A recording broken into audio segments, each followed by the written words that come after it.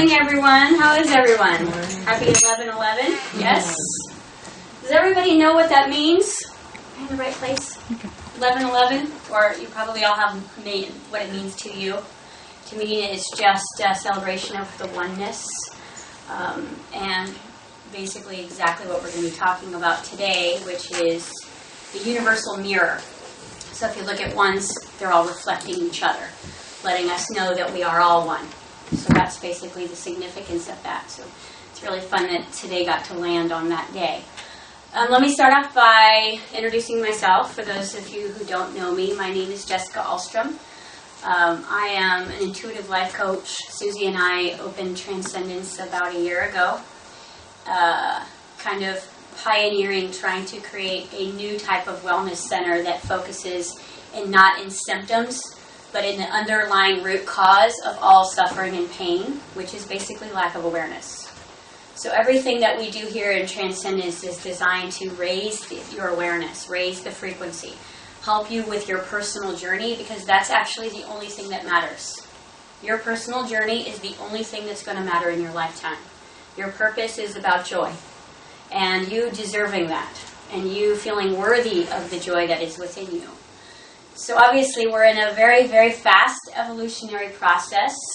We are moving and accelerating very quickly on the planet. Back in the 40s was the first time that indigos came to the planet, and indigos are basically just what we would call maybe a starseed type of energy. And when we look at a starseed, we look at those beings that are coming back from the future to remind us of all of the things that we have forgotten. And really the thing that we have displaced is love. And so for 300,000 years on the planet, it's been dark, and we've been playing out our ego and our separation and our lower selves. And in the 40s, we started meeting beings that started to remind us what love was. If we look at all of the groundbreakers, Martin Luther King and all of these people who stood up in complete darkness to remind us of who we were, even at the loss of their own lives, that's a true pioneer. That was the beginning of the second coming. And as each new year would come, new indigos and starseeds, light workers, anyone who is interested in the abnormal, the strange, the metaphysics, anyone who had questions, anyone who questioned the system, was here for the exact reason of what's going on right now. So there hasn't been anything that's ever occurred that wasn't completely synchronistic. And everything, even though it seems a bit chaotic at times in our lives, it's all been for a reason. I always teach that every negative is a shortcut. Everything that happens in life, whether it's an illness or a job loss or a family issue, it's always a shortcut. Because usually, through pain or suffering, we learn, we awaken, we realize what's important, we take back our own power, we look within. So it's only through really deep challenges that we will stop the circumstantial progression of our lives and take stock and really realize what's important. When was the last time you got sick? What were you thinking about? You wanted to be well. You were probably thinking about what was really important, and it probably wasn't the things that you were doing that just kept your life moving, but your body and your happiness and your mobility and your family and your pets. Because when those things happen is when we are reminded of what's really important. So unfortunately, for the next few years, we're all going to be facing more of those disturbances in order to really get us fully awake. Because we've all had, if you're in this room, you've had some sort of awakening. You've had that idea that things are not what they seem, and you aren't who you thought you were. And now you're in search of finding other like-minded people and other things that you can do, that you can explore this new essence of yourself. That's what we're all doing. But unfortunately, it doesn't separate us from having to learn the big lessons that we came here to learn, which was basically self-love. And this takes me back to an actual event that occurred yesterday with myself. I knew this day was going to be big for me, so what did I do? I got sick yesterday. And I was actually in bed for pretty much 100% of the day. And I was really frustrated with myself because I had a lot of planning to do for today and a lot of clients to see yesterday that I wasn't able to see. And it turned out to be amazing because what it forced me to do was it forced me to just love and honor myself and take care of me. And so that negative was a shortcut for today. So the thing that occurs usually on the planet is if you're lucky enough to be born into a family that your first 6 months to a year that you're loved unconditionally, then you're one step ahead of some of us. But think back. Think back on your first year. You might not be able to remember that first year of your life, but that first year made or break your entire life. And let me explain why. When your baby is born, a baby isn't thinking about whether or not it deserves to be loved, whether or not it needs to say or do something in order to get its diaper changed other than try to communicate that. There is no judgment. And if the baby's lucky enough, it will receive unconditional love and support throughout that first year. Never a question, never are you a good girl, are you a bad boy in order to have the diaper changed. It's just an unconditional service between mother and child. And this really builds deserving. Deserving is a human quality that we come in with. If we're born into the planet, we deserve to be here. And mom gets to show us that the first year. Every need is taken care of.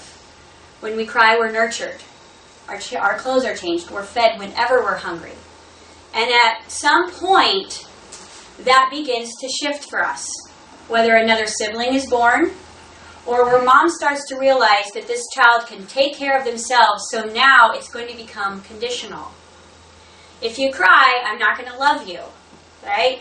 I'm going to feed you what I think I need to feed you, not what you want to be fed. So the game begins to change, even at year 1. And if a sibling is born, all of that focus is now removed from a child and put onto another child, and now you've got to act and behave in a way that's not going to bother the new baby, right? So if you're an only child, this might not resonate completely with you, and you might actually be considered more selfish because you got more loving and honoring attention longer than some other children. Spoiled, right? By society's means. But from a soul's perspective, you absolutely deserve that your whole life.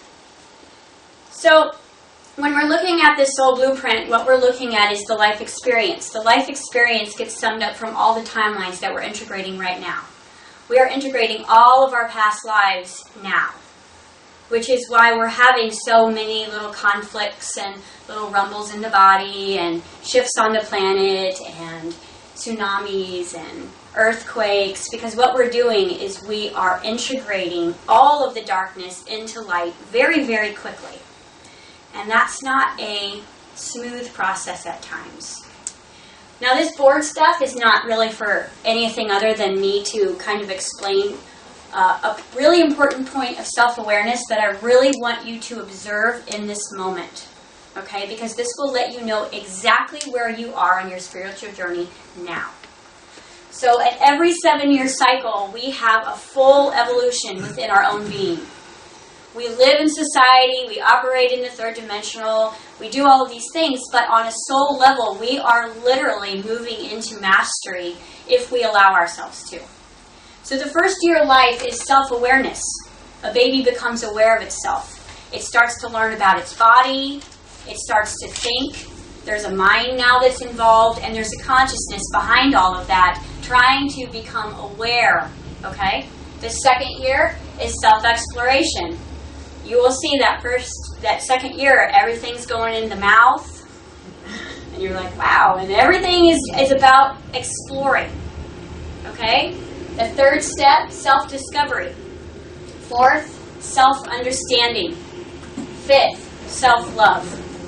Now think about your first 5 years of life. How many of you actually made it to self-love in your family dynamic? How many 5-year-olds in this room actually got to love themselves? Anyone? Well, that's why this process is so difficult for us. It's not because there isn't a true understanding that we are love, but we have not learned the proper soul blueprints of how to be a human on this planet. So, wherever you reside or resonate with these 7 steps, I want you to just look at it for yourselves, and the first thought that comes to your mind, where are you? Right now, in your now moment, where do you reside? Are you in self-understanding? Have you moved past self-love? Are you in self-transformation? Which means now that you have connected with love and you're integrating bigger pieces of yourself, your higher dimensional accesses. Because I would say that the majority of us are in self-understanding. We're kind of making peace with ourselves. We are realizing that we aren't our pasts, and we're realizing that we're bigger and worth more than we thought. But have we really connected with self-love? And what does that even mean? What does self-love mean? Does it mean selfishness? Does it mean that I do what I want when I want?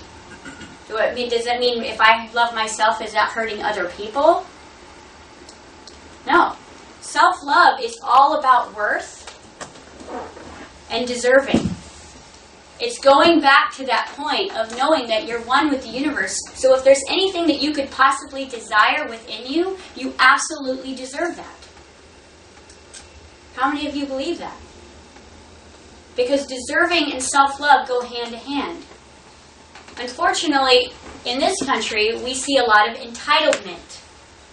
And entitlement is actually the opposite of deserving, because entitlement is coming from the wound of, I'm not worthy, I can't generate what I want from the universe, so you give it to me. Does that make sense? And we're seeing a lot of that right now.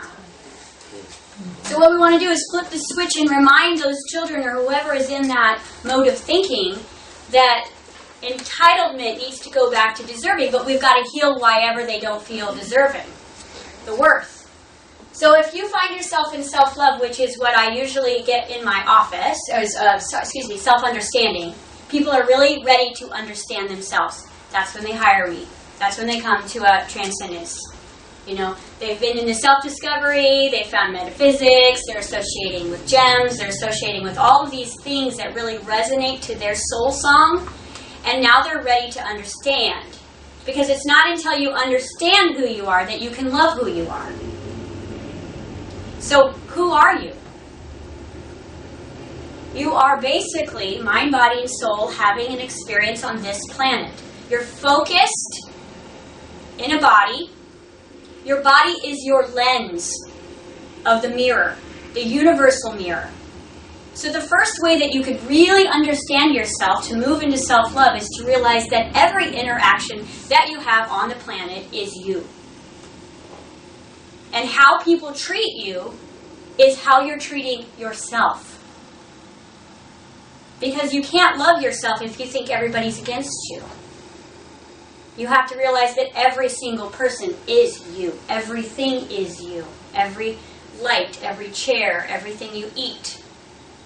And all of the things that you choose to do from behavior are usually coming from what step? When you eat food, where are you? Are you in self-understanding? Are you in self-awareness? Where are you when you do the things that you do behavioral?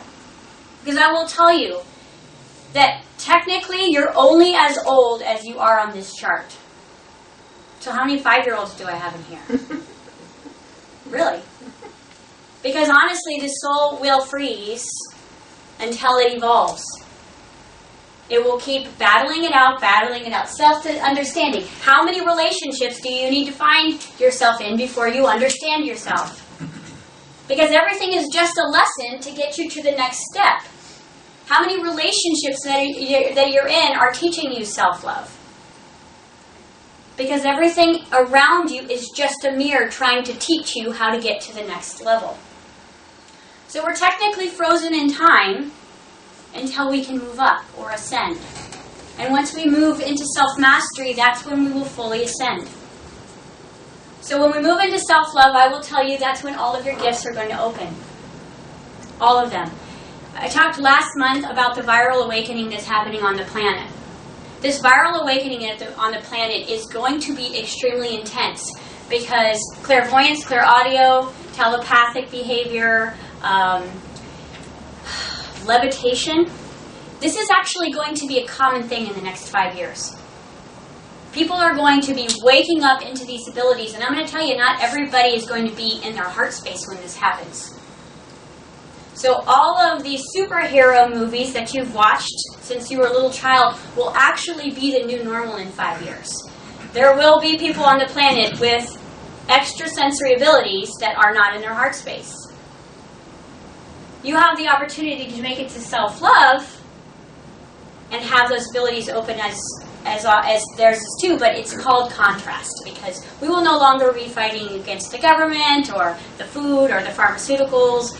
We will actually just be working within our own heart spaces to open that up. But until we get to self-understanding and self-love, are we going to put Monsanto out of business? No. Why? Because we don't love ourselves enough to eat well.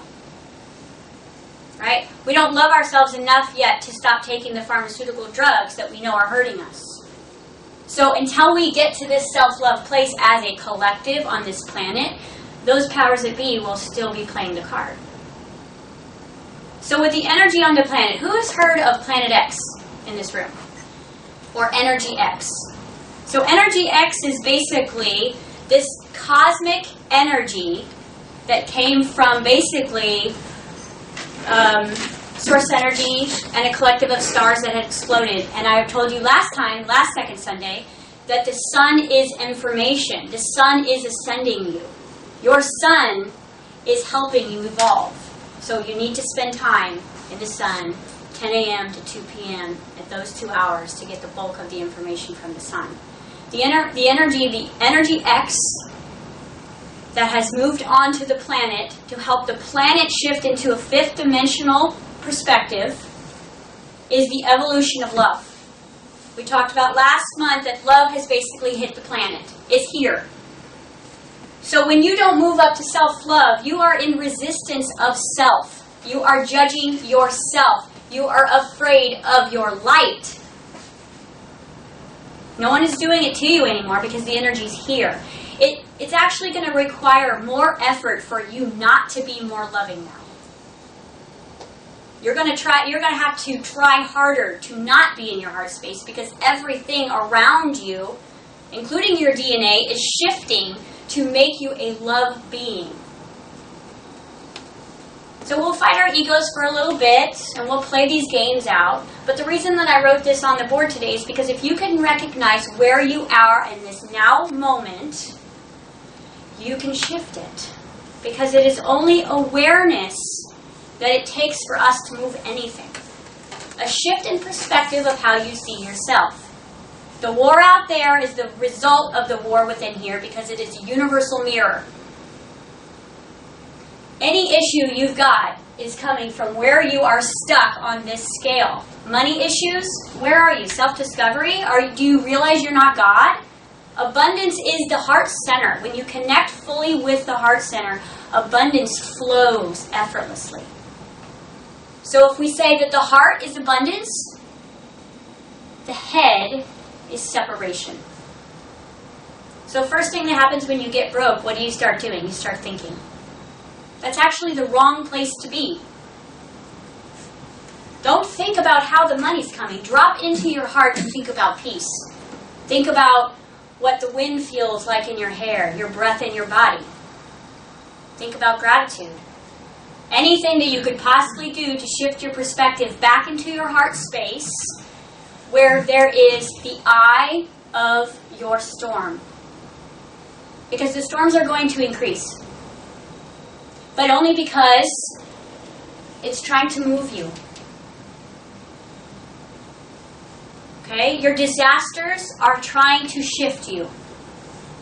When are we going to listen? That self-love is actually the only thing that we need to find in the storm.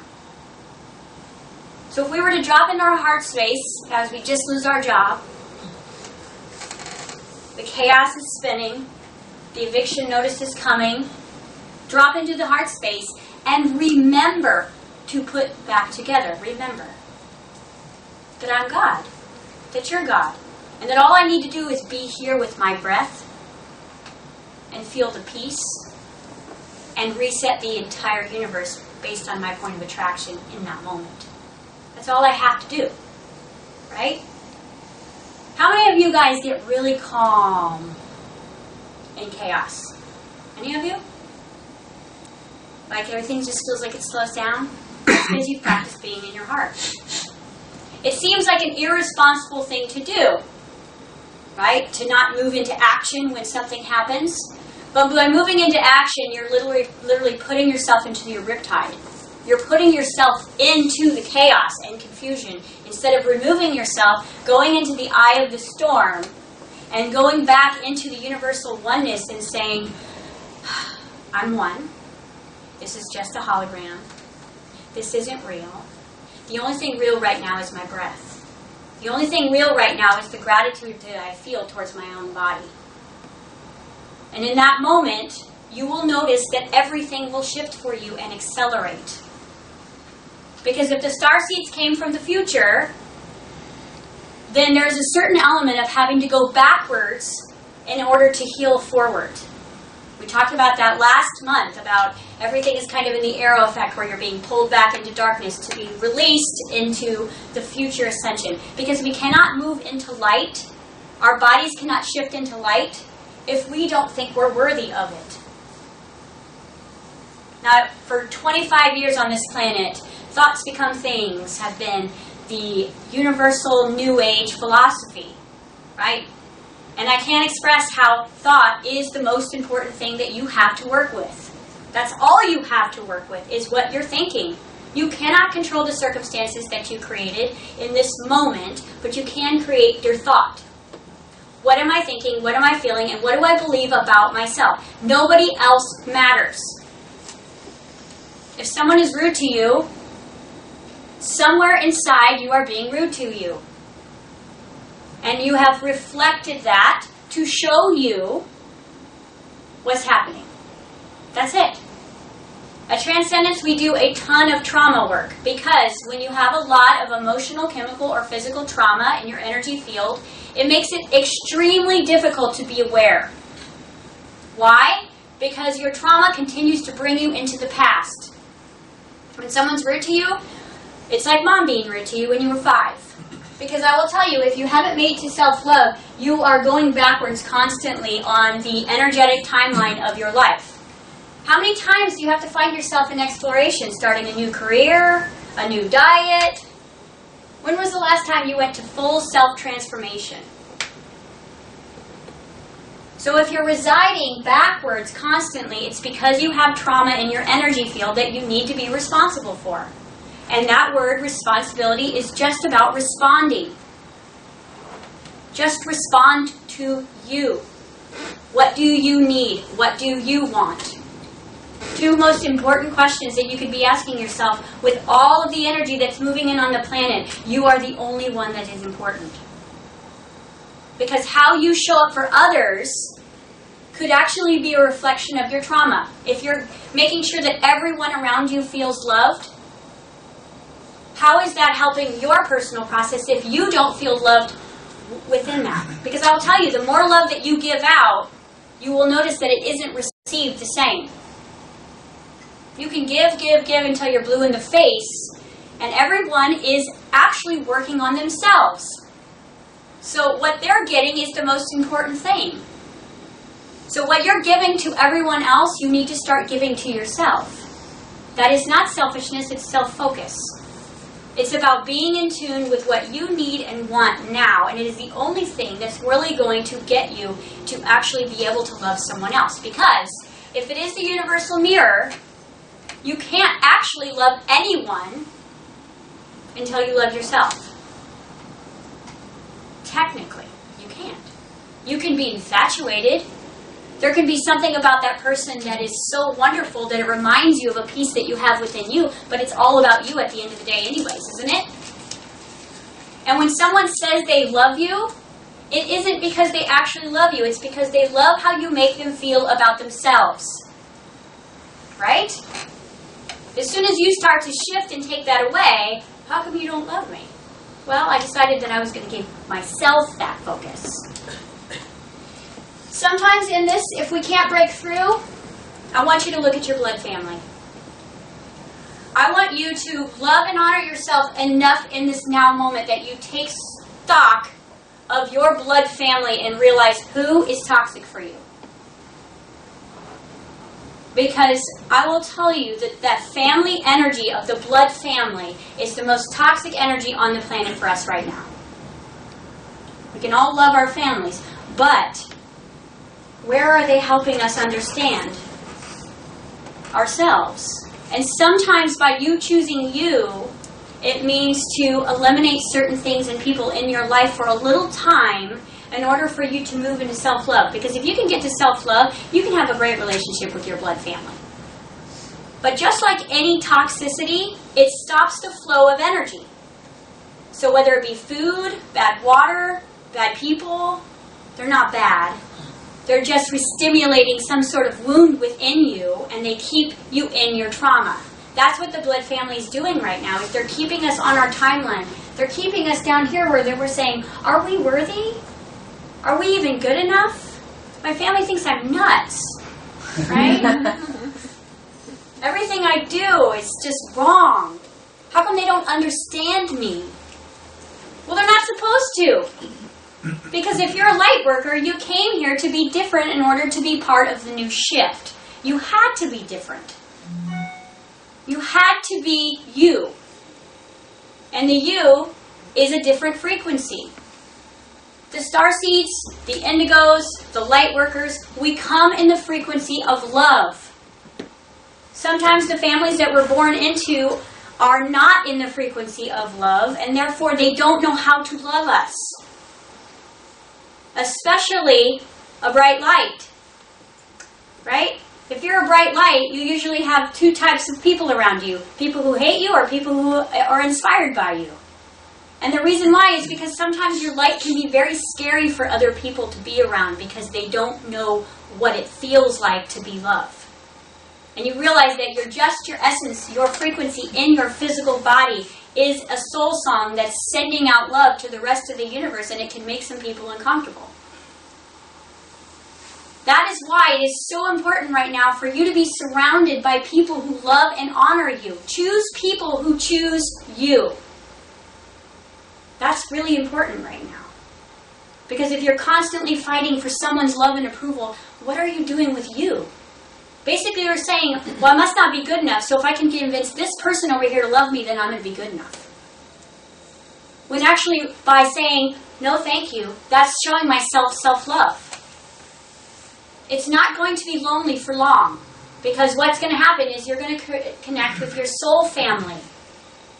This is not regular times on the planet. This is the time to find people who inspire and empower you. That is the only way that you're going to make it through this time with ease. You have to be around people who love and adore you for you. You have to choose you over another individual first, and then watch how much extra time you will have for them. I always talk about this in every class. Our wounds that we carry from childhood, right? They manifest in 4 places. Time, health, relationships, and money. We carry our self-worth issues in those areas. So if you have time management issues, you have a self-worth issue with yourself. If we're having trouble with relationships, there's self-worth issues there. Money, self-worth, because you are an abundant being of light. Completely abundant. The universe only knows abundance. It does not know lack. So if you're feeling unworthy, the universe will provide you with abundance of unworthy people to prove to you that you're unworthy. The money won't come in. The health won't be there. Time management's all messed up. Does that make sense? So this month is really important because last month we had the wave hit us in September. I know you all felt it. That equinox, the blood moon, it brought in the big gamma energy, which is unconditional love, which is why we do so much brain work here at Transcendence. Because your brain needs to be the receiver of cosmic energy. And if your brain has been programmed that you're not worthy, then you will be constantly using willpower to try to prove your worth to your own body. Does that make sense?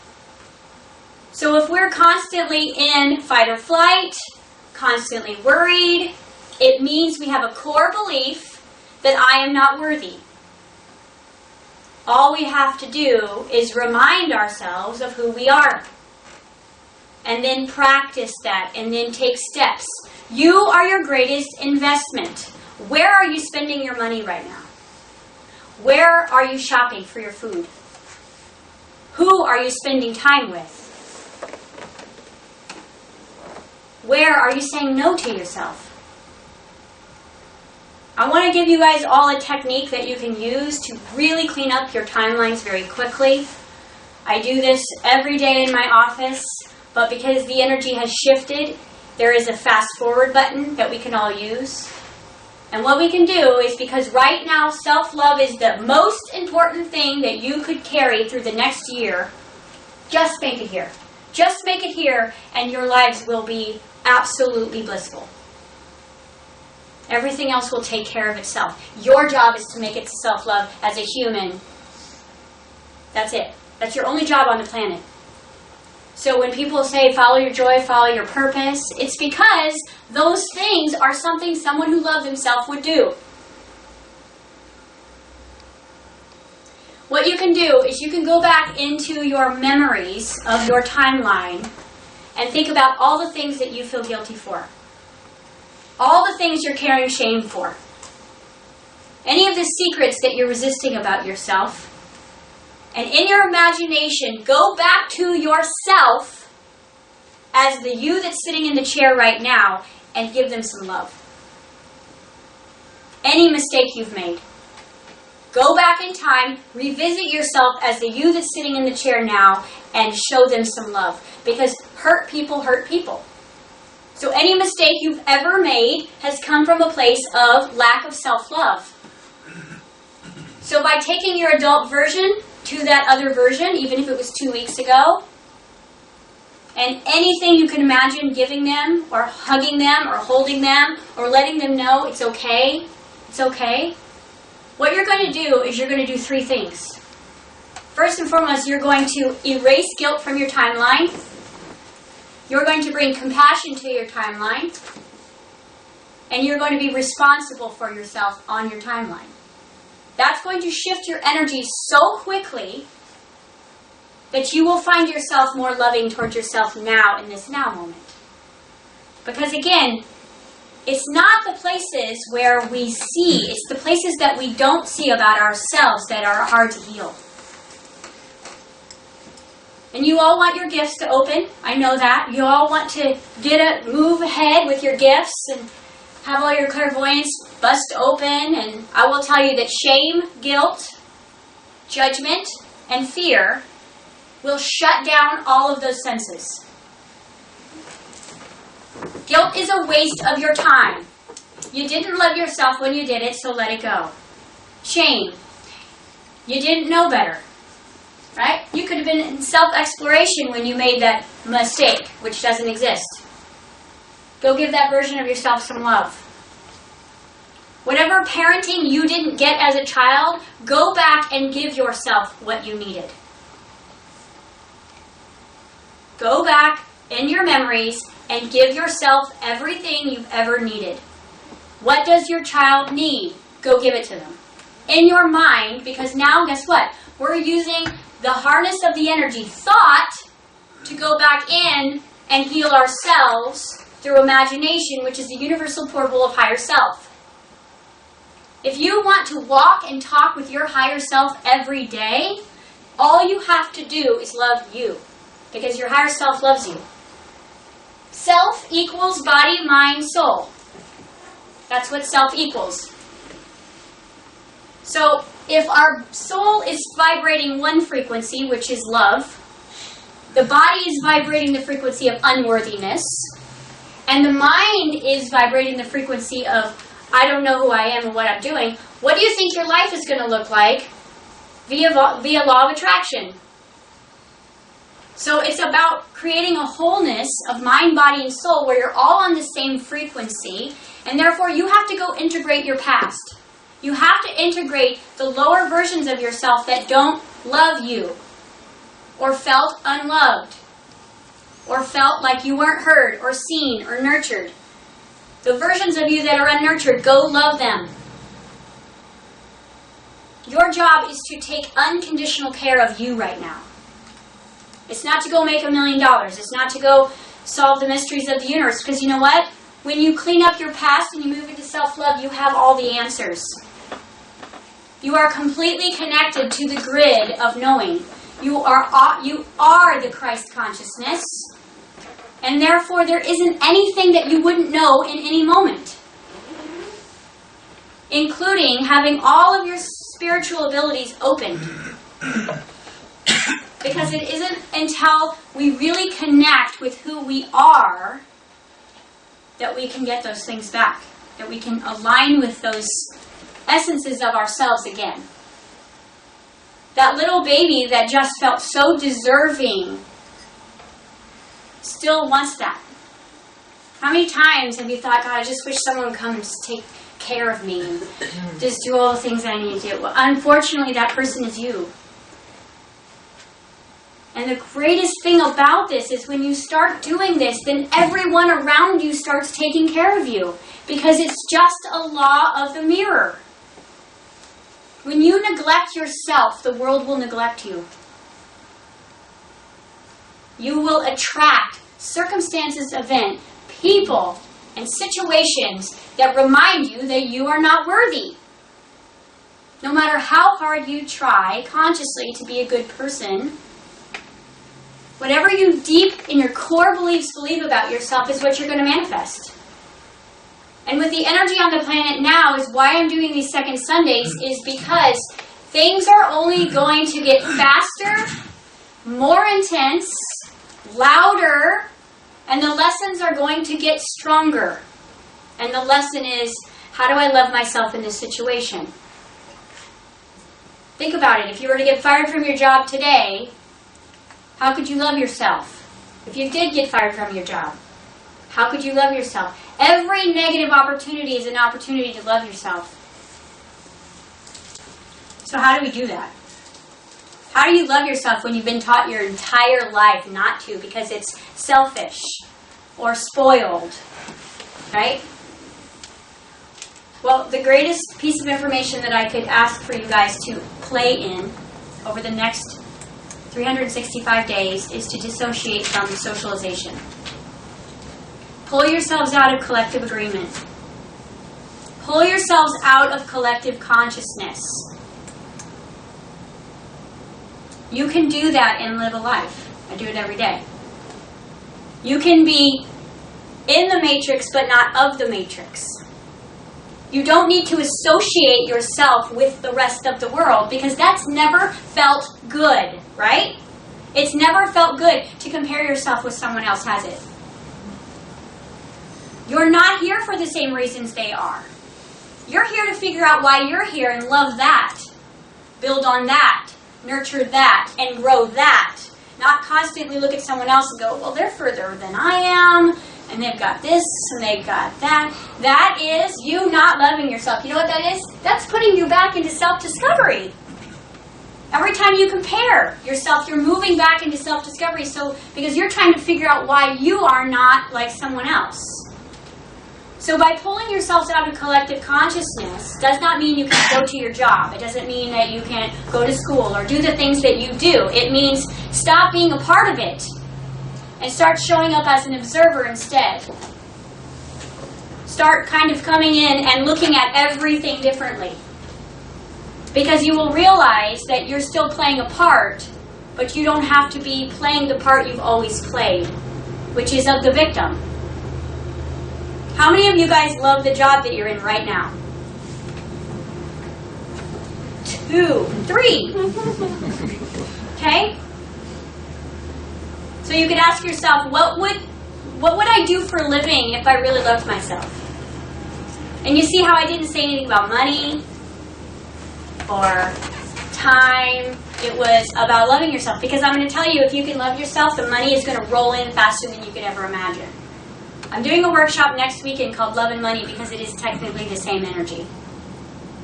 It's the frequency of value and safety.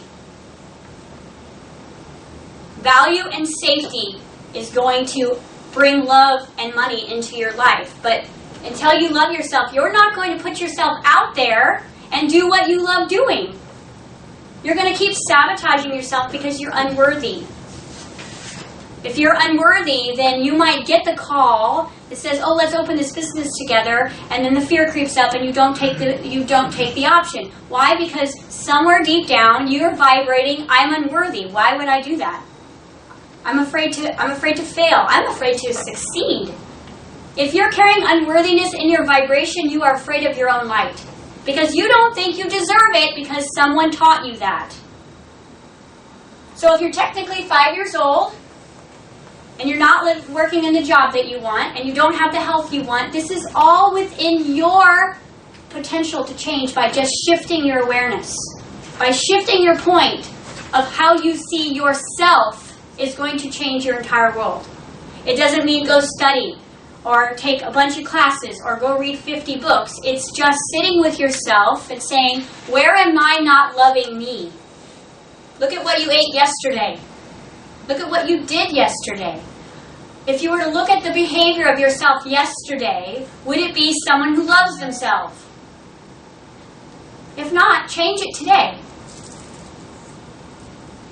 Because you will teach not only the universe to how to start treating you, but you will teach your body. All disease comes from a place of not feeling worthy of the universal flow of energy that's designed to heal your body. So if you're sick, you must feel unworthy. If you're broke, you must feel unworthy. If you're alone, you must feel unworthy. So it's not about going out in action and trying to fix all of these things. It's about sitting with yourself and loving the child within you more than you've ever loved anything else. Infuse everything around your home with love. Create a nurturing environment just like you would and bring a newborn baby into your home. Everything you listen to, have it the frequency of love. Stop watching the news. Stop associating with people who don't make you feel good about you. Why is that so hard?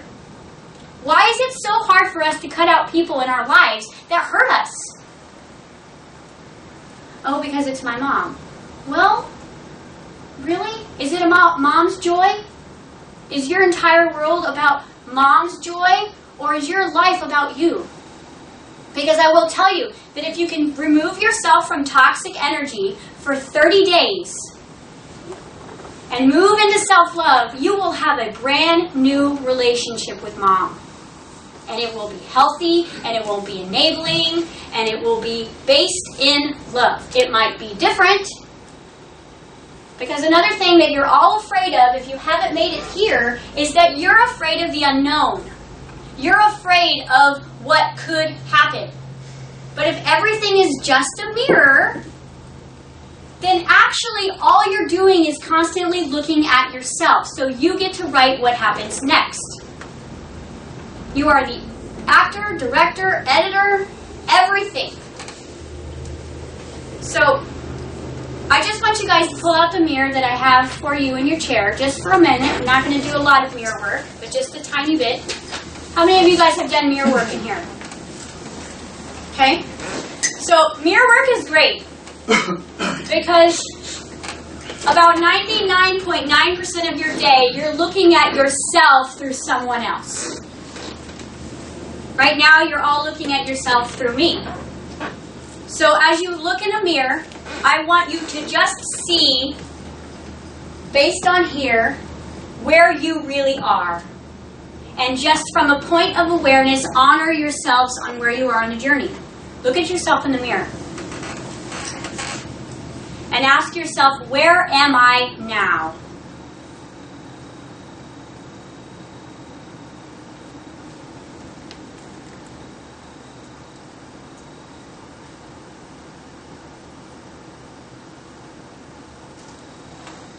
And don't judge yourselves. Don't be hard on what you come up with, because we're just taking stock. We're just taking stock about where we are today. And in gratitude, we can really honor of how far we've come. Think about who you were last year at this time. Who were you 1 year ago today? We can absolutely celebrate the growth of where we've come. So just because you are not exactly where you want to be in this now moment does not mean that you haven't shifted and overcome great obstacles in the last year, personally, emotionally, physically. So honoring where you are, self-understanding, self-love, self-transformation, wherever you are, it's perfect. Because that's where you need to be in order to shift. And a place of self-understanding is a fantastic place to be because there's a lot of magic there. Understanding is about acceptance, right? We're only ignorant until we're aware. And once we're aware, we can accept. And our gender that is happening all over the world that's shifting and becoming one, male, female, into this one energy, we are learning to accept that. We are learning to accept that we are all the same when the lights are off. So as we become awakened and less ignorant, we can become more accepting. But the only thing we need to learn to accept is where we are. The definition of unconditional love is love without conditions. That means, what's in your bank account? How can you love that right now? Without conditions. Your body. How can you love it without conditions, even if it's not exactly what you want? How can you love your relationships without conditions? Which means sometimes is to pull away from trying to fix everyone. Can we love mom and dad and our sisters and our brothers without trying to fix it or trying to fill them and inject them with love so that they seem happy? Can we put that back onto ourselves and fully accept the little version of ourselves that's still very hurt inside because they weren't nurtured or loved? So creating one frequency of your electromagnetic energy will create mastery. You will manifest anything you want at any given moment if body, mind, and soul are all frequency of love. That's all you have to do. Because you will never have to worry about money again. Because love is money.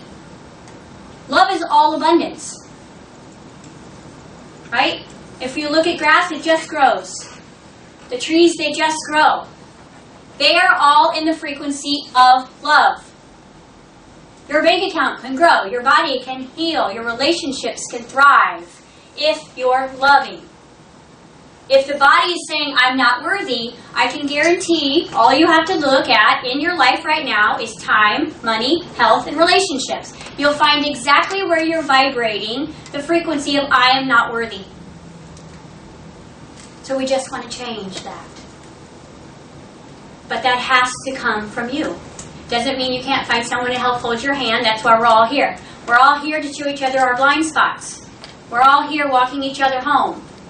You don't have to do this alone, but you do have to invest yourself enough to say that how I think and how I feel is the most important thing in my universe, and nothing else matters. And if that means not going into work tomorrow because I feel like I need a day of nurturing, then I can guarantee you if you honor yourself enough for that moment, you'll get money in the mail, or someone will take you to lunch. Because what you're pulsing out is what you're getting. What you're wanting is not what you're getting. Because what you're wanting is saying, I am not deserving, but I really need some help. So you're going to get someone who goes, well, I'll help you, but you don't deserve it. That doesn't feel good, does it? So does that make sense? And the one thing about all of this is that you are still the child. If you haven't moved into self-love, you are still the child. And a child needs to play. A child needs to play. A child needs to be around beautiful things and to be reminded how beautiful the planet is, because if you're a starseed, you're homesick. You don't want to be here. Why? Because a star being that has universal knowledge locked in their DNA doesn't remember how to love itself. It's going to feel like the most foreign place in the universe on this planet. Because the first dimension is fear. The second dimension is judgment. The third dimension is form. And none of us want to be stuck in form. We want to create a malleable fourth and fifth dimensional perspective of love. Fifth dimension is love. The planet is now love. Your body is not quite there. Because everything you say out loud or in your mind is the voice of God to your body. When you speak, the body is listening as if you are God and honoring everything you say about it. So if you're feeling unworthy, your body is going to be unworthy to you. Does that make sense? So all we have to do is play. Go back to being, oh yeah, I'm a child. I mean, how old do you really feel? Especially when in an argument. What was the last argument you had? How old did you feel? How old did you feel the last time you didn't get your way? I'm usually about 7 or 8. It's like, I want this. You're allowed to do that. You're allowed, because I will tell you that the soul is extremely childlike. The soul doesn't get caught up in any of the details that you get caught up in here. It just wants to play. And through play is research and study and communication and community and all of these amazing things that you love to do anyways. You're just an older version of that child now. And playing is part of how you're going to integrate back to who you are. All the studying that you're doing, you know what it's for? It's for you remembering who you are. You're not learning anything, you're remembering.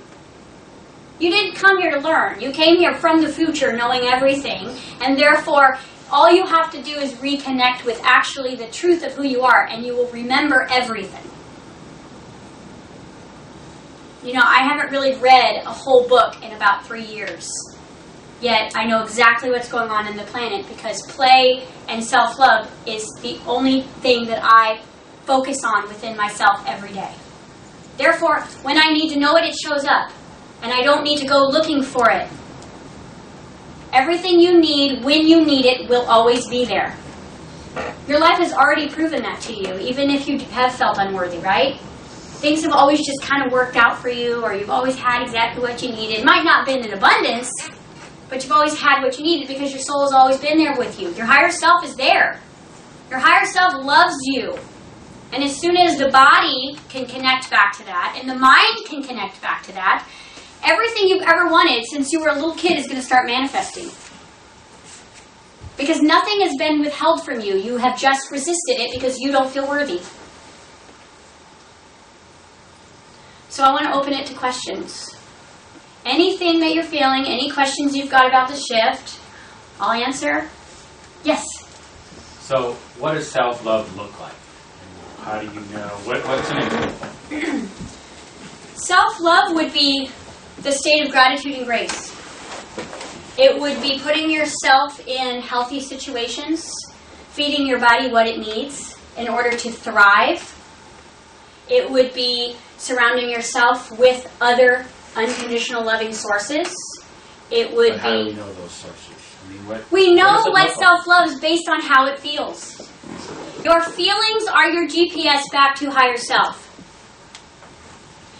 The problem is we get stuck in what we should be doing and what we should do. Right? The shoulds. Right? How many of you would feel really selfish if you just took the whole day for yourself and did whatever you needed to do to self-nurture and self-love, even if you had obligations? Because sometimes by you falling in love with you means you be the bad guy for someone else. You know why? Because they're used to you loving them, and they don't have to do it for themselves. So when you take your power back, sometimes that can look very selfish. Self-love is about looking at those 4 things and realizing where you're playing the victim. So if you have money issues, you're playing the victim of unworthiness somewhere in that vibration, and we would want to clear that. So we just have to look for places in order to see where we're not being loving. Because we might be loving in our relationships, but we might not be loving in money. We might not be loving within our own bodies. So if our bodies are sick, what are you saying about yourself? Does that make sense? The bulk of our trauma starts between year 0 and 7. The nervousness comes from, I'm not allowed to be authentic. I'm not allowed to be who I am. Therefore, your very just being becomes a nervous energy around everything. Because somewhere I believe that I'm not allowed to be authentic. Because if I'm authentic, I'm not a good girl. Or I'm not lovable. Or I won't get love. When you're in nature, you're authentic. Because nature is love. Right. So when we connect with nature, we are instantly reminded who we are. Right. That's why the sun is so important. That's why everything outside is so important for us to connect with, because we can raise our vibration very quickly. Okay, where did the love for animals come from? It came from inside you. Most of the volunteers on the planet highly resonate with the animal kingdom, and here's why. It's because the animal kingdom is in non-resistance. They aren't in judgment of you. No, they're not. They are not judging anything about you. Unconditional love. Cats are about no resistance. Yeah, but they'll bite you and scratch you. But if the world is a universal mirror, what is that telling you about yourself? I don't know. Well, if something unconditional love is biting you, maybe you're not feeling worthy of the unconditional love. Okay. Does that make sense? Because if everything is a mirror, then everything that happens to us is a messenger. So if this dog that's supposed to be vibrating in unconditional love walks over and bites me, what does that tell me? Wow, I must be in resistance of unconditional love. Right. Because all pain comes from resistance. All symptoms come from resistance. Or you're forcing something onto the animal that they don't want. Like if a cat gets full of birds and you try to... I'm serious now. And you try to take the birds out of the cat and they bite you? Well, you're taking its joy away, right? That's what the cat's designed to do, is to play. That's what the cat's doing. So we can get full of birds, even though it's painful to them. Maybe it's not painful to them. The thing is the animal kingdom is extremely evolved past us in a lot of ways. Circle of life. It's very much a game, okay? The cats chase the birds, right? The birds eat the insects. It's circle of life. I understand. It's when we get in the way that we're trying to say that we know better than nature. Okay, so the Yeah. cat don't want me to take the birds. The cat does not want you to take the bird. Birds No. off of his tail. I'm being honest. Well, animals are extremely important in our lives because Yes. they are the angelics. Yes. They are there to remind us of what that looks like. You know, your dog doesn't care if you lost your job. Your dog doesn't care if you gained 300 No. pounds. So we need to have these reminders, just like we have nature. It's like, yes, we came down into the illusion and into density and completely forgot who we were. But there's reminders everywhere. And we look at them in synchronicities of nature, of our breath, of animals, of the people who out of nowhere come in and do really amazing things for you. I can guarantee you in your life, you always have between 1 and 2 people who are playing your angelic, who just seem to show up in your life and be completely unconditional and just help you through something, Right. and then they're gone. Because this is how the higher self is always working with the universal love of everyone. We talked last month about the heart is telepathic. When you're in need, you're sending a signal to the entire planet, and someone is going to receive that and show up and help you. You are never going to be alone. But if you are in resistance of help, you are going to say, no thank you, I got this. I don't need your help. So my question further then is, let the cat be Let the cat be. in misery. Don't take it to the vet and then get the... No, if the cat is ill, Or distressed then. the cat is hurting, then you can move in and show unconditional love and help the cat. I'm just saying if the cat is playing, doing what cats like to do, then we can let that cat be. But if the cat is in harm's way, then you can obviously step in and help, because you can't not help. Yeah. You're all here to be of service. Right. Every single one of you in this room feels better when you're helping someone. Mm-hmm. So keep going with that, but direct it inward. The one place you forgot to look, where all the magic is right here. And there's a you inside there that is very neglected, and that's where all self-sabotage comes from. Yes. I want to talk about the fear. Okay. I have a fear of self-love. Okay. You know, and I know it connects with everything else you said. Mm-hmm. But going through that fear. So, what about self-love scares you? The transformation of it. The not knowing. The not knowing. The being used to the darkness and negativity. And it goes back to the self. I don't feel worthy. Right. But there's a fear to that. So that's always there. So if fear is the first dimension, right? It's the lowest amount of density. It's where powerlessness is and grief. Then what's underneath there's a deep sadness. So what you're actually feeling is not fear, is you're feeling grief. Because someone didn't teach you what you needed to learn. So you're not afraid, you're sad. So there's a deep, deep sadness within you, and when we connect with that, and we actually go in and connect with the grief feelings, which is what we need to do, that you'll realize that you're not afraid. That you just need to be able to heal this deep grief within you, because you're afraid that that's not going to go away. Does that make sense? Because when we're not taught to be worthy, which is where that comes from, because think about it, does a baby feel unworthy? Ever? I mean, have you ever looked at a little baby and they were displaying unworthiness? Like, oh no, it's okay, you don't have to feed me. No, oh gosh, no. Please don't change my clothes. No! That is taught. So we go back to the moment of when it was taught, and we change the story. You go back to the you that didn't learn that, and you give them that child the gift. You show them how amazing you are.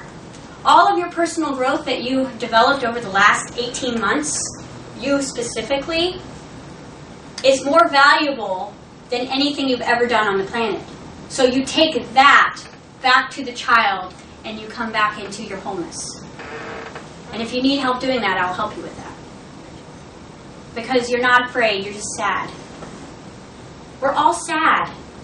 When that love got taken away from us, or when the dynamic shifted in our household, or when we started displaying our authentic abilities and mom and dad shut us down, or school shut us down, or society shut us down, we didn't get afraid, we got sad.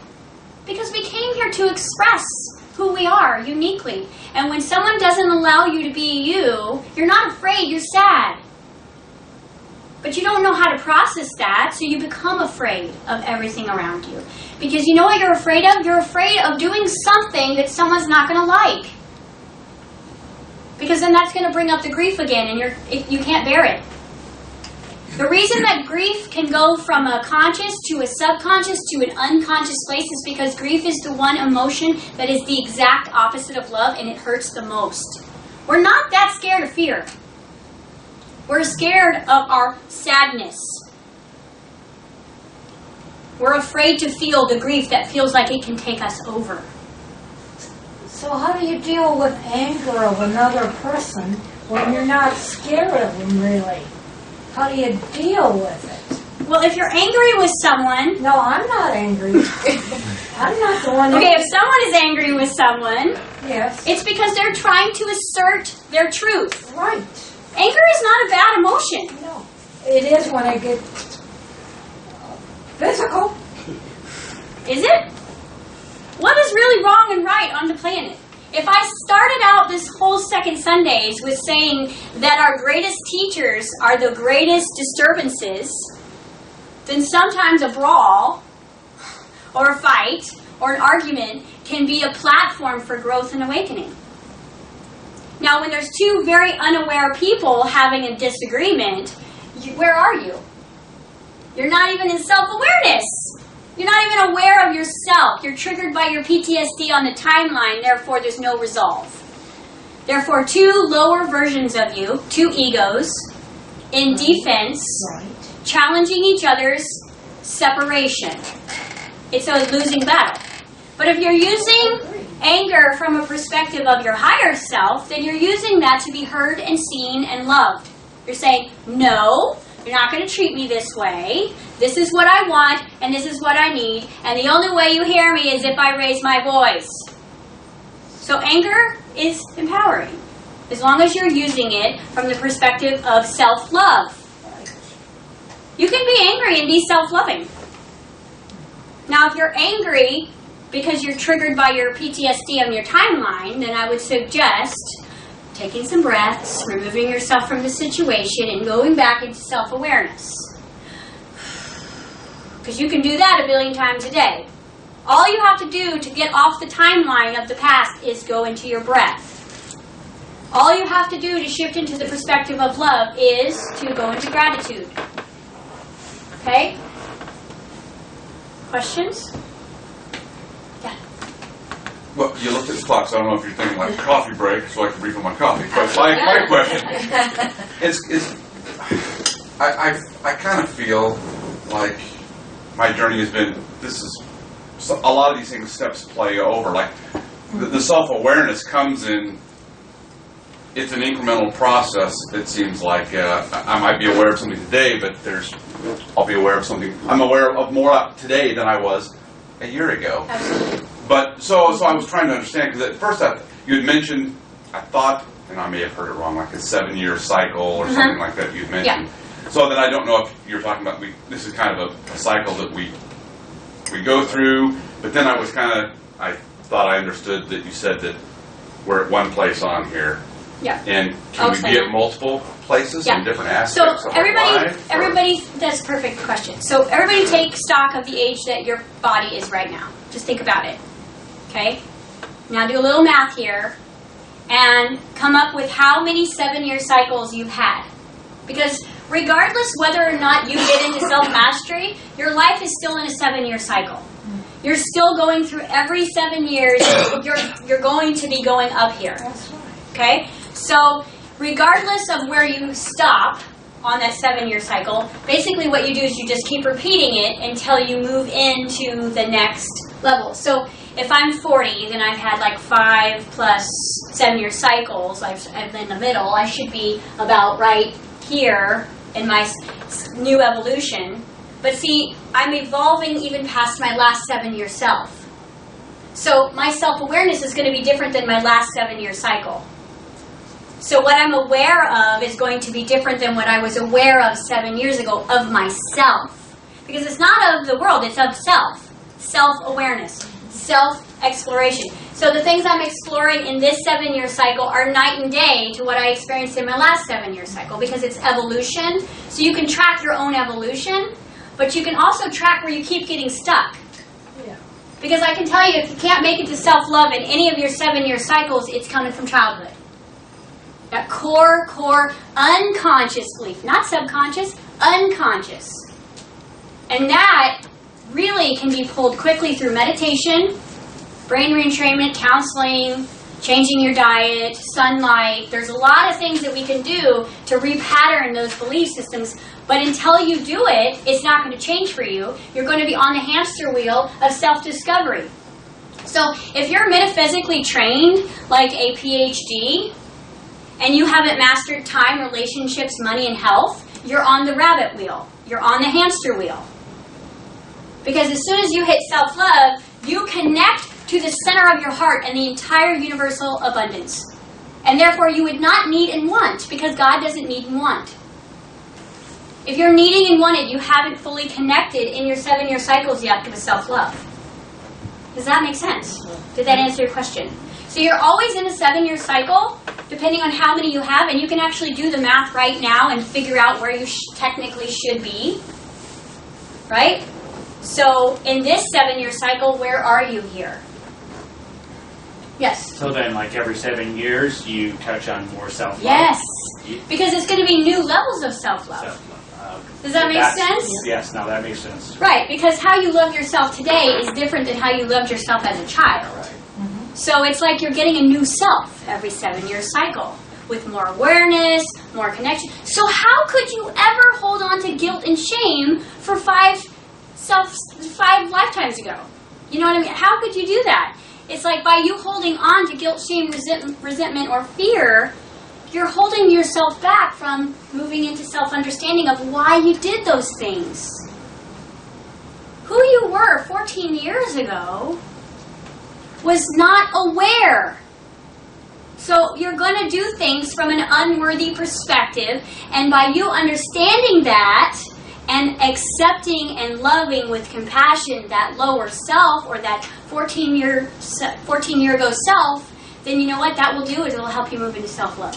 Okay, so then the other 6 too, if we've never been to self-love, we've not been to 6 and 7, but if we have been to some self-love, then we probably transformed it in us, we mastered it a little bit, and then we started all over. Yep. Right, because now, if you're in self-transformation or self-mastery, you're moving into enlightenment, and now you need to understand that. Yep. Now you need to discover that. Now you need to explore in that. Now you need to understand it. See? So every time you get mastery, now you have to learn how that all works. Because think about who you are today as this awakened being. Your everyday life is very different. You can't think with the same thoughts that you thought about a year ago. How you feel about your job is night and day of how you thought about it last year. How you think about yourself is night and day. Does that make sense? Yeah. Okay. Any other questions? No, but that was a good one. Thanks. Good one? Anybody having anything personal they want to discuss? Yeah. So I'm on the verge of this, probably self-love. And I've noticed that, like, kind of I surrendered, and this is with my spouse, who I've kind of gone through this whole up and down cycle with. But I've noticed that, like, as I surrendered or detached from it, it is starting to come back, and I'm resisting when it's starting to come back to me. Mm-hmm. So how to, part of me goes, well, if I accept that, then I'm right back where I'm at. Accept the resistance. So, like, for example, if I've detached, like, needing kind words or needing a hug or needing, whatever. And so I've seen that come back to me now without me asking for it. Mm-hmm. But I find that I'm going, oh gosh, I don't know, don't give that to me because I don't know because I'm afraid if I take it, I'll be right back where I was. Oh, you won't be. Okay. You can never go back. Because the thing is the spiral of awareness goes like this. So we always come back around to those same lessons, but your state of being will be different. Because here's the thing. Once you actually get into self-understanding, you're saying to yourself, I'm ready for self-love. Because you're starting to accept yourself. So in the moment if I say, gosh, I really need my spouse to hold me right now, but he's not doing it. So what if I hold myself? What if I give myself the compliments that I wish that he would give me? All of a sudden, what you're going to notice is he's going to start doing that because it's a law of reflection. You're not going to need it anymore. You're going to be like, I didn't need that. But the cool thing is it's going to happen. Because once you start giving yourself what you need, then everyone else will start giving you what you need. And you won't go backwards like, oh, good, I don't have to give it to myself anymore. I'll take it from him. I think I'm afraid to take it now. Okay, so what do you think will happen if you take it? I'm afraid I'll get back into the same mode of wanting more than I can have. I mean, this is perfect. I mean, this is exactly what I needed to hear today to kind of propel this whole situation forward. But I find myself being very resistant to it because I'm afraid I'm gonna go backwards. Like you're saying. So if there's resistance in accepting love that now he's willing to give, where do you feel unworthy? Right. Okay. But isn't it the point of fear? She said, "I'm afraid." But what is fear really? Grief. So what the thing is by him now loving you, what sadness is that bringing up for you to heal? Okay. Does that make sense? Uh-huh. Because it's never about fear, because we don't know fear. We only know our whole systems can't resonate with fear. So, but the reason that we feel fear is because we're afraid that something's going to happen that's going to trigger something else.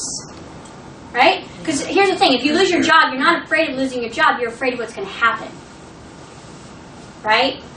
So, if you willingly accept love now, see, the thing is when we feel unworthy, we want love. When it starts to show up, we resist it. Because you have to be vulnerable. And being vulnerable means that sometimes now you have to heal all those own vulnerable parts of you that have never been loved. Because if he's really ready to show you that now, and you're really ready for it, then there's going to be some healing that's going to need to occur where you're going to have to be completely vulnerable and receive that. And that's what I was talking about, is the fear of the unknown. And most of us are more afraid of our light than we are of darkness. And this is going to open you up to more light. So there's always that. Because here's the thing, is you were taught not to be you. So now that you're allowing yourself to be you, all that fear is going to come back. Last time I was myself, I was shut down. I was hurt. I was belittled. I was told to be quiet. So all of that pain starts to surface again when we move into self-love. And your job as being in self-love is to know that that's coming and stand in your own heart with yourself. The other part of it is that you know how you feel below that. Yeah. And if you get to that, what's that going to feel like and how long is it going to last? Right. Exactly. Maybe it's just going to go away and you're right back to where you started. Exactly. So when he goes to hold you, where are you? Are you in self-awareness now because he's starting to show you different mirror? So all you have to do is go, wow, I'm in self-awareness of receiving love from my husband. Now what does that feel like? And am I afraid or am I sad because I have so much pain in this receiving part? I didn't receive it when I was a little kid, and now that I'm starting to receive it, it's bringing up all those old wounds for me to heal. So that's where you really need to be extra nurturing with yourself. And don't be afraid of it. Be nurturing like it's like this little child in you that's afraid to have love. Yeah. That's all. Yeah. Because what we want is like we want it, and then when we start getting, we're afraid of it. Yeah, that's exactly. Because we're all afraid to be vulnerable because, you know why? We don't understand ourselves. Or because we don't think we're worthy. We don't think we're worthy. So the whole purpose of today was not to necessarily clear anybody's unworthiness patterns. But I truly believe that if you can become aware of something, it can be the new focus and new direction of your life. And just by shifting your perspective, I must feel unworthy here. I must feel unworthy here. How can I love myself here? How can I love myself here? Everything in your life is going to just tailspin out of control and go forward. Because definition of insanity, right? Doing the same thing over and over again, expecting different results is basically about self-discovery over and over and over and over again. Self-discovery is where we make all our mistakes. That's where all the failures are.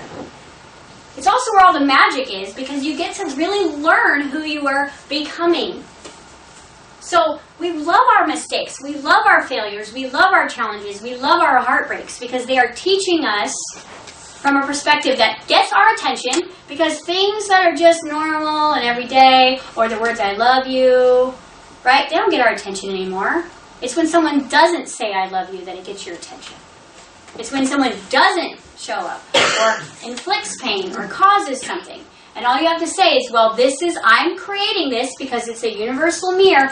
What is this showing me? How can I understand myself? And how can I love myself in this pain? That's all we have to do, is to realize that we are a little soul that is becoming light. And as we become light, we have to move up.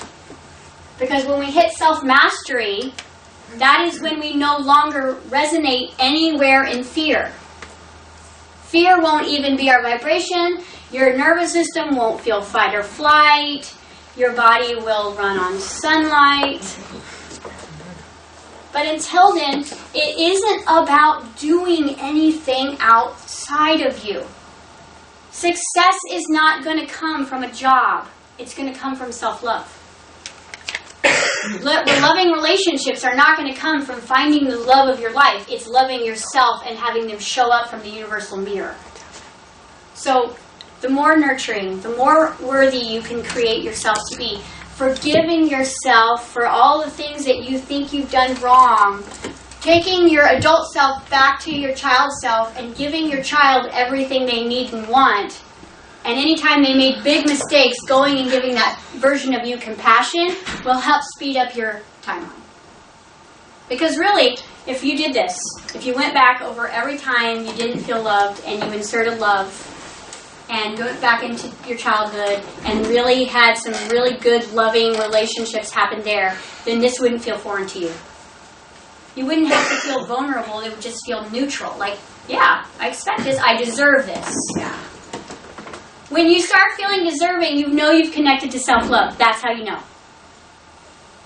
When you start deserving wealth and abundance, deserving more time for yourself, deserving a healthy body, deserving love in your relationships, you know you've hit self-love. And you have in certain areas of your life. There's certain areas of your life where you've really connected to self-love. And there's certain areas of your life where you're still feeling worthy. And those are the only things that I really want you guys to work on this month.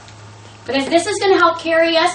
I'm going to tell you, the holidays are supposed to be the happiest time of the year. Frequency-wise, most of you guys reside in fear this time of year.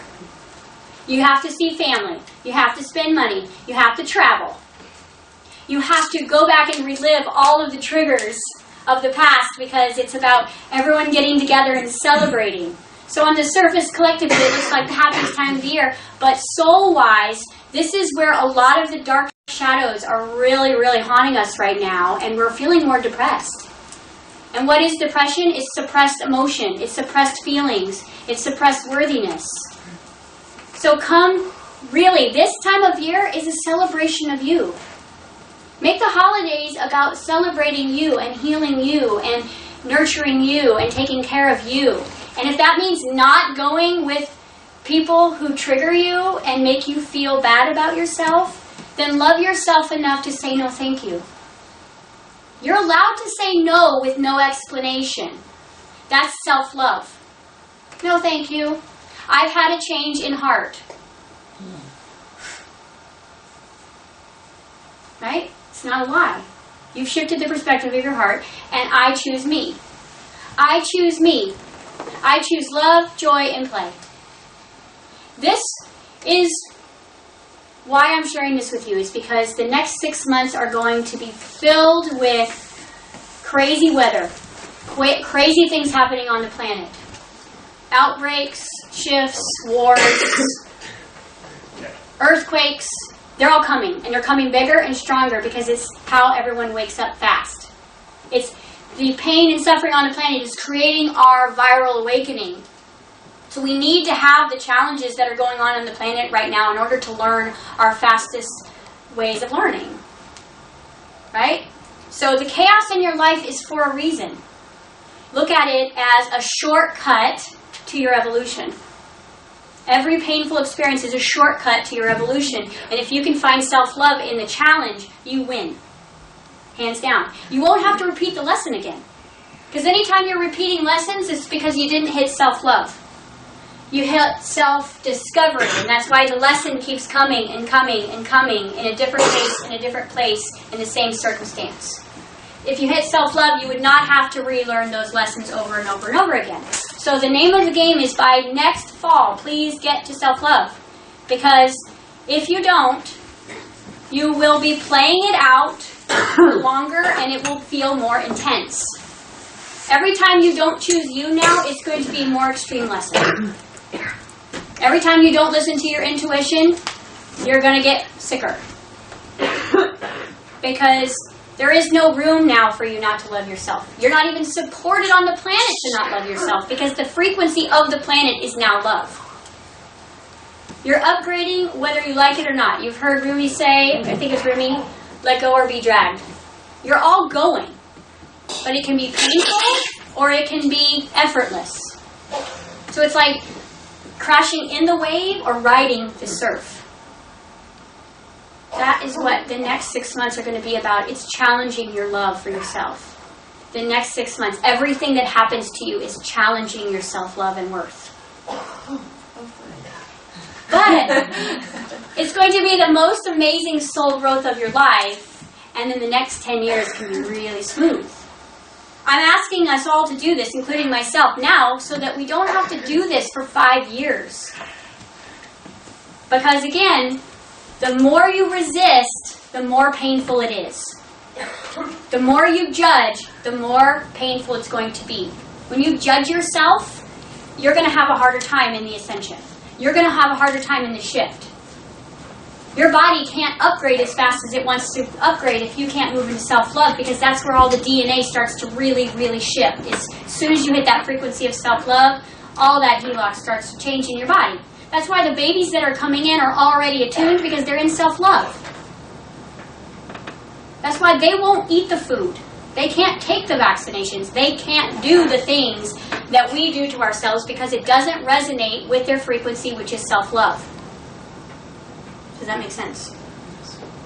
Anyone have a last question? Yeah. I'm getting to the point where the self-love is coming. Yep. And I got to the point where I realized the inner child or whatever is a gift. It's not a pain in the whatever. But I can't get him to, he just seems to be sabotaging everything I do as an adult. It's kind of frustrating. Well, that's because he needs to be loved. But I feel like I am. But I don't So, the thing is you need to be patient with him. Okay? Oh. Yeah. Oh. So if someone's judging you, there is a place within you that is in judgment. That is in judgment. Of yourself. And so does that mean I just go along and love the person just the way they are? You could say, wow, I'm feeling really judged right now. Where am I judging me? Well, I can understand that. That's Where all. am I judging me? But how do you explain that to the other person that, hey, I'm No tired. explanation necessary. No, I'm tired of being judged. So let me ask you this. Would someone who loved themselves be in that relationship? Well, it's not a love relationship. So then why are you interacting with someone who's judging you? That's where I happen to be living. Maybe it's time to love yourself and move. Because if I keep putting myself in a situation where I'm constantly not feeling good about myself, then the self-loving thing would be to move. That's what I was wondering.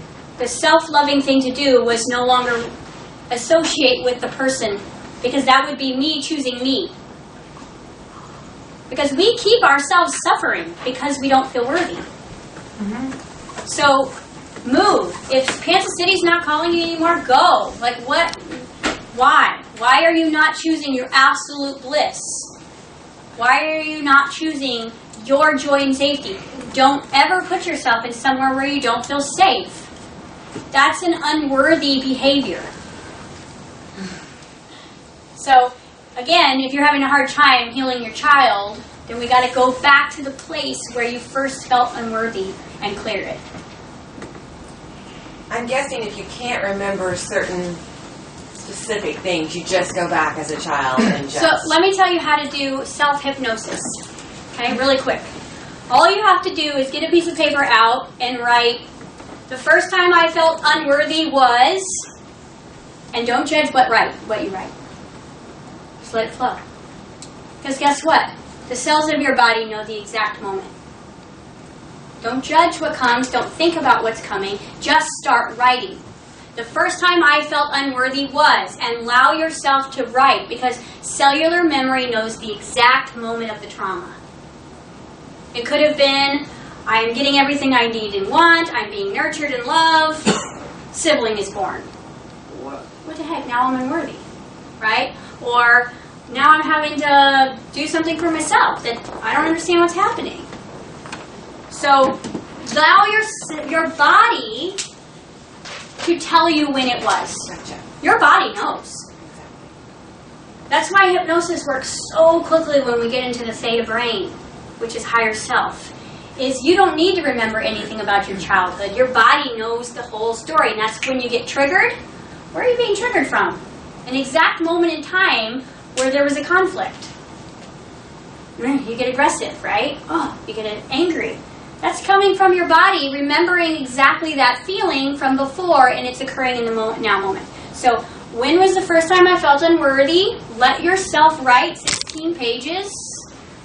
Look at it in awareness and go, wow, I understand myself now, and now I can love myself. Does that resonate? Okay. Self-hypnosis all day long. And unworthiness is always associated with self-love, because if you felt worthy, you would absolutely be in love with yourself. All right, that is what I have for today. Thank you guys so much for coming. I know this was very intense, but this is what Spirit called for today. And I want to do these every month, so you're always welcome, free to come. Thank you, Jerry, for providing amazing coffee. And I will see you guys next month.